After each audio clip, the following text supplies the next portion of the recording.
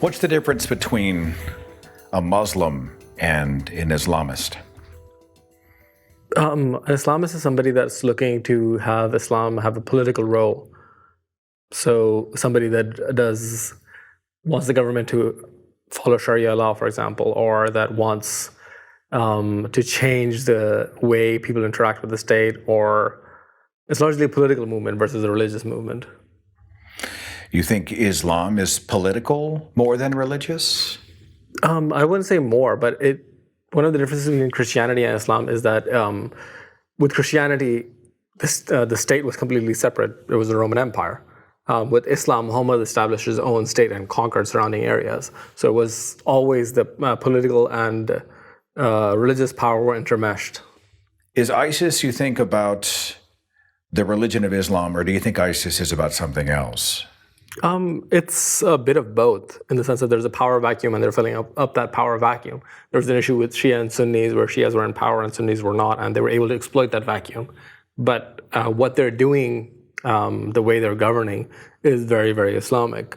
If you read early Islamic texts, that's exactly the way their governments were formed and did operate. There are a few discrepancies here and there, but for the vast majority, it is following Islamic scripture. The charge is being tossed out and about that it is our fault that ISIS exists. Certainly we have some culpability. Yeah, definitely. How are we culpable?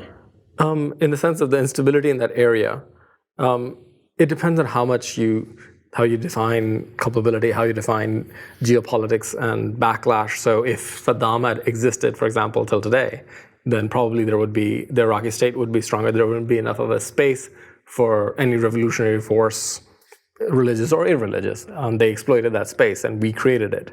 The issue is generally if you're going to destabilize any state, is there any power that can take over?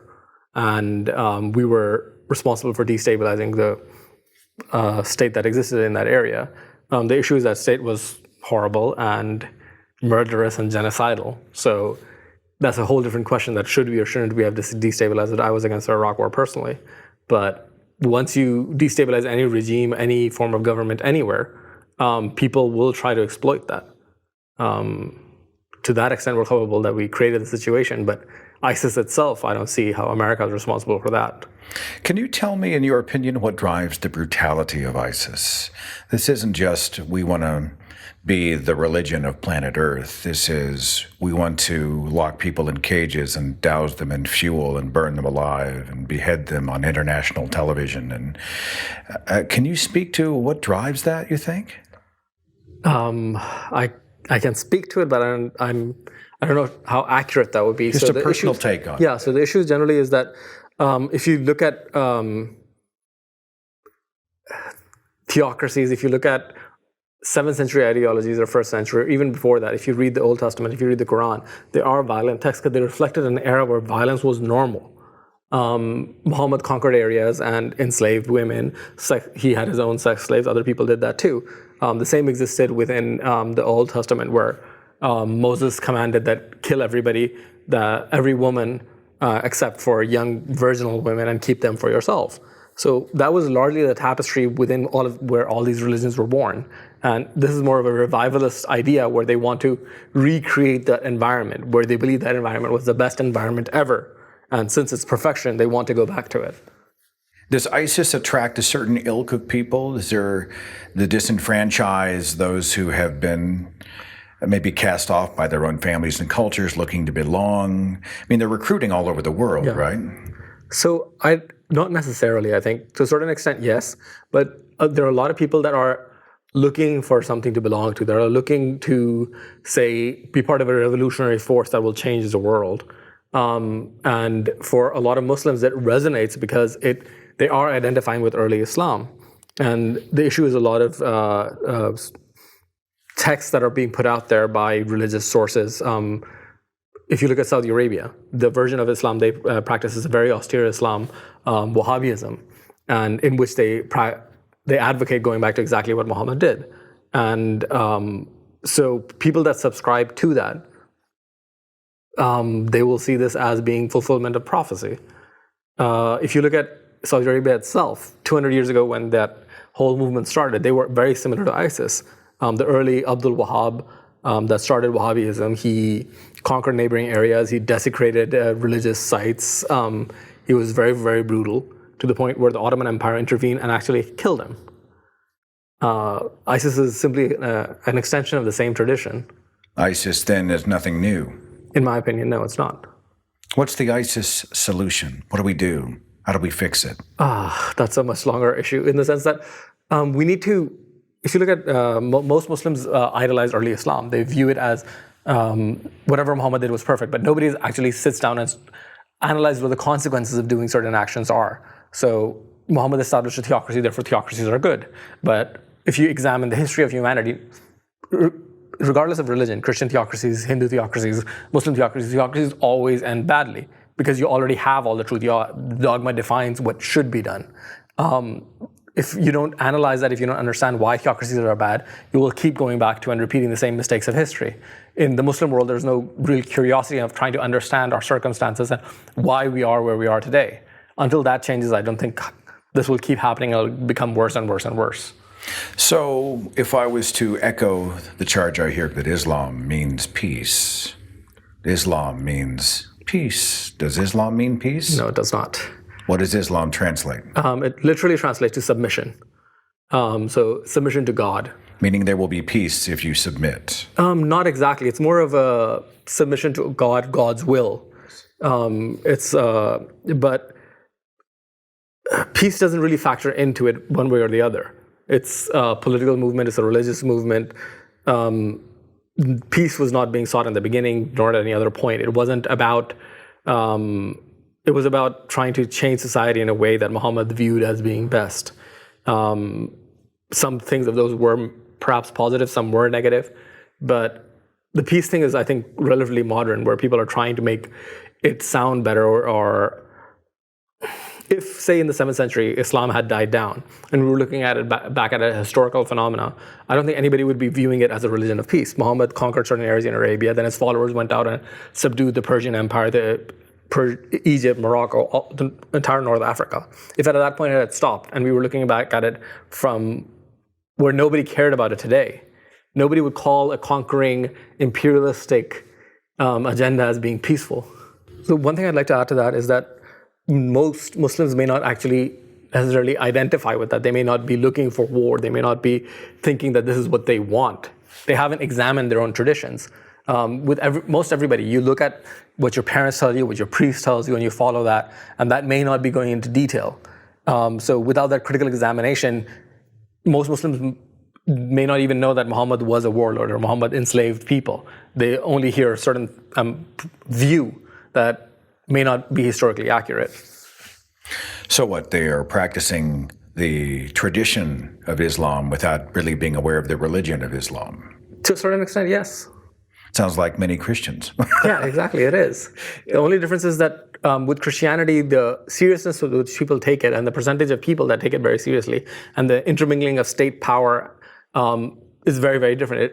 It's closer to what it used to be a few hundred years ago, where most everybody believed that it was literally true, and state power and religious power were identical. In the Muslim world, that still exists. Let's speak to the whole ex-Muslim thing. If you're an ex-Christian, well, you're going to get stones thrown at you verbally, perhaps. Yeah.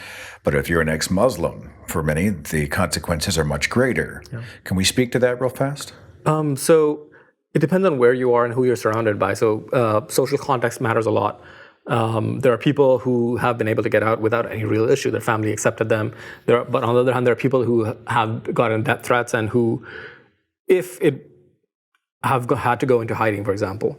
There are people who have, one of our members, his family locked him up and beat him up. Another member, her family threatened to kill her and she had to go into hiding.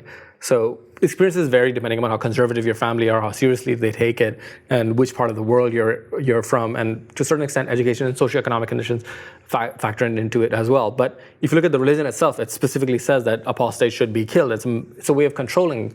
If you're a part of this community, you can never really leave. Well, culturally, too, in some more fundamental countries, it's a matter of honor, is it not? Mother and father see a child who is an apostate, and now it speaks to the whole family. Yeah, so if you look at historically, cultures were generally honor-based. Honor was what mattered. And most of the West, post-Enlightenment, has moved away from honor-based cultures.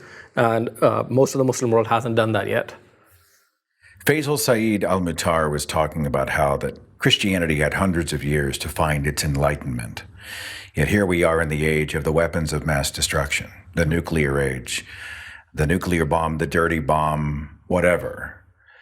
We don't have hundreds of years for Islam to have an enlightenment. And people are more than willing to kill and die in the name of Allah. Can you speak to how critical it is now to try to quell the rising fundamental Islamic tide? It's absolutely critical, but the thing is that it's an ideological war. You can't win it without a war of ideas, without actually pushing back against the ideas and where they're coming from. Is anybody listening? If nothing changes with that discourse, with that dialogue, and we are speaking, presenting better ideas to kill bad ideas, are they listening at the most radical front? Will the radicals really care what we think? The radicals may not directly care, but how are people radicalized to begin with? And there's a network effect of good ideas traveling. So a lot of the funding for radical ideas is coming from Saudi Arabia and Iran, and we need to work to eliminate those sources of funding. Also, the ideas that we're presenting, be it Richard Dawkins, be it Matt Dillahunty, be it any of the prominent atheists, they travel globally. They're on. One of the silver bullets that we have today is the internet. So anything we put out there is available globally to everybody. So in, let's say, a very strict Islamic, an oppressed Islamic culture, they still have computers and the internet? Mostly, yes. And they're in there watching covertly in the shadows when nobody's looking. They're watching contrary opinions, contrary Not necessarily. It may be that, so one person may be exposed to it and they're traumatized by it. They think that these people are evil. And they may go to their more religious friend and say, help me counter this. And they may sit down trying to counter it to get a better idea of what they're doing. But usually when you start honestly exploring things, you come to the same conclusions that these are mythological figures and it's untrue. The reason I left religion was because I spent a year studying religion because I wanted to be a better Muslim. When I studied it was very obvious that this is mythology from the 7th century. I was watching a documentary about the oppressive regime of North Korea and how its citizens would secretly go and they would watch, American films and they would participate in the pop culture that was forbidden by their sort of theocratic religion because obviously the dictators worshipped as a deity.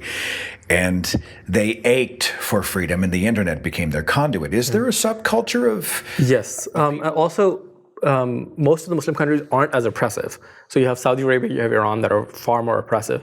But most of the other countries aren't rich enough or don't care enough to monitor things to that extent. So for example, in Pakistan, they banned YouTube because of Draw Muhammad Day. But there are other video sites, there are other websites, there's too much content that's being put out there that they can't really pull the plug from the internet entirely. And they don't have the resources of China to monitor or block the internet either. The more they try to quell it, the more people will find different avenues to get to it, right? Yes. Talk to me about your organization and what you do and how an ex-Muslim can benefit from it. So if you look at Pakistan or even in America, anywhere in the world, most people that leave Islam tend to be isolated. They don't talk to other people because they're concerned about the consequences.